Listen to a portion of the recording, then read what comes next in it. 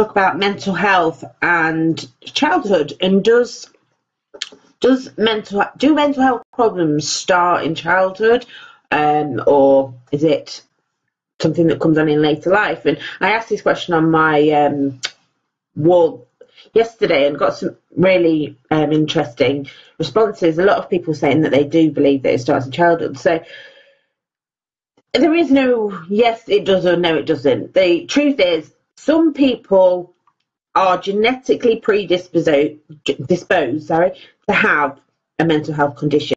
However, that does not mean that they will definitely get a mental health condition.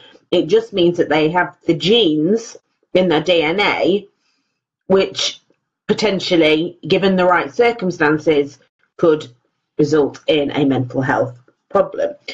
And one of the most important things that play a part in any mental health is environment. And that's not just a home environment, that's also the community, and even wider than that, the society that we live in. And so I wanted to sort of explore this a little bit more, really. So we'll leave the biology out of it because it's very complicated and it's not really what I want to talk about. So say, for example, you have two children raised in the exact same household. One of them is genetically vulnerable to a mental health issue. The other one doesn't have those genes. If they're raised in the same environment where coping strategies are taught, stress is minimal, and when stress does occur, it's dealt with in a very healthy and communicative way, they talk through problems, then the likelihood is that for both of those children, they will not experience mental health. Not a guarantee, there are other factors at play. I'm just trying to build an example. However, both of those children, one who is genetically vulnerable, one who isn't, if they're both raised within a very stressful environment, or where one parent is a drug addict or an alcohol addict, or is aggressive, has violence issues, both children, regardless of the genetics, could grow up to have mental health problems. So that's basically the genetic side of it. Obviously, other things are at play. Kids could be raised in a very calm environment and still go on to have a mental health condition. Something may happen.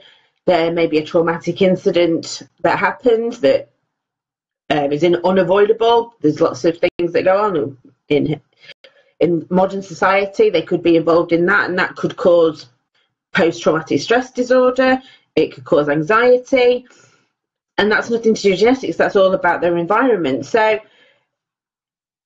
and it also with other children as well, they may seem fine as children. They may experience a lot, but actually seem to be coping quite well, because children are naturally very resilient. They have that built into them, and so they have bounce back ability, as I like to call it.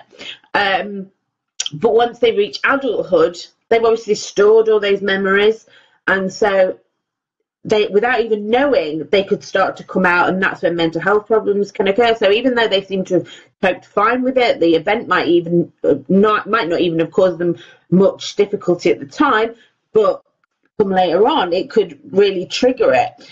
So it's very, very difficult to say whether it does start in childhood. It's very true there are a lot of children that are showing mental health problems, but there's also many that aren't and could still go on to have it in later life, whether that comes from something that happens in childhood or whether it's something that happens in adulthood. For me, I can't think of things in my childhood that would necessarily have created a mental health problem, but in adult life I have suffered with depression.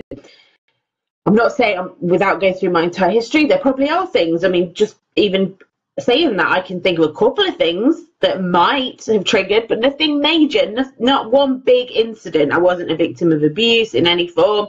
And so I, in theory, may not have been likely to suffer from it, but I still have.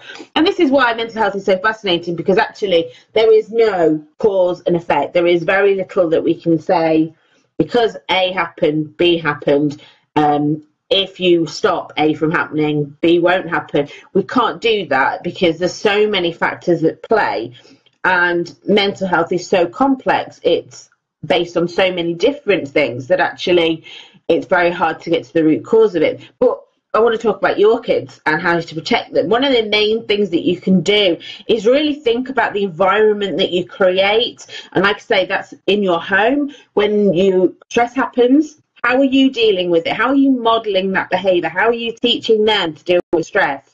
Are you lashing out? Are you resorting to alcohol? Are you crying? Whatever it is, however your response is, they're going to learn that. So think about your own response and how you can model dealing with stress. The wider community, what sort of area do you live in? Do you live in an area where everyone's nice to each other? Is there a lot of shouting? Is there a lot of violence? Is there a lot of crime? All of these things are going to play a part.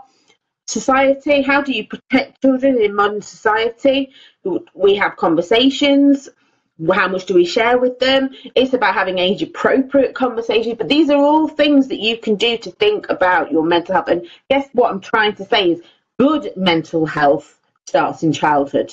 You can put things in place for your children to minimize the impact of things that go on around them. You can't guarantee that they will not have mental health problems. You can't guarantee that traumatic events will happen, but if you can model and show them how to deal with these things, then you're going to help them with their resilience, and you're going to help them to be able to cope much better with these things. If you've got any questions, please do ask. It's a really interesting topic, and it's not something I can cover in 7 minutes, but do reach out if you have anything that you'd like to discuss, and take care, everyone. Bye bye.